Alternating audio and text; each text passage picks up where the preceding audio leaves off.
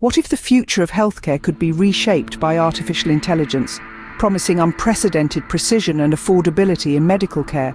Yet, what if this bright future is dimmed by the shadow of corporate self-interest? Imagine the scenario.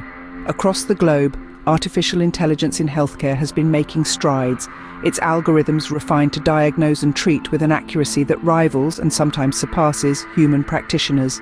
These systems could analyze vast amounts of medical data in seconds, predict outbreaks, and offer treatments tailored to individual genetic profiles.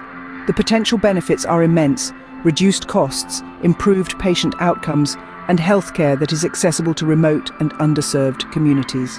However, the road to this future is fraught with resistance. The pharmaceutical industry in particular has shown reluctance towards fully embracing AI-driven healthcare. Why, you ask?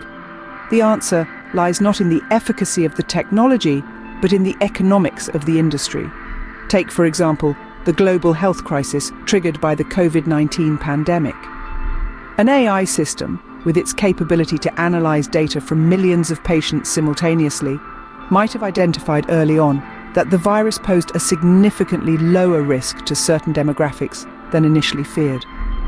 Such a revelation could have tailored public health responses more precisely, potentially reducing the panic and the blanket measures that were applied universally in the early days of the pandemic. Now consider the implications for pharmaceutical companies. During the pandemic, these companies invested heavily in the development and marketing of treatments and vaccines. Their financial returns were substantial, with billions in revenue generated from these products. If an AI system had moderated the public and governmental response by providing a more nuanced understanding of the virus's impact, the urgency and demand driving these profits could have been markedly diminished. The resistance from pharmaceutical giants isn't just a protective reflex, but a calculated defense of profit margins. This industry has historically exerted considerable influence over healthcare practices, from funding research to affecting the prescription habits of doctors.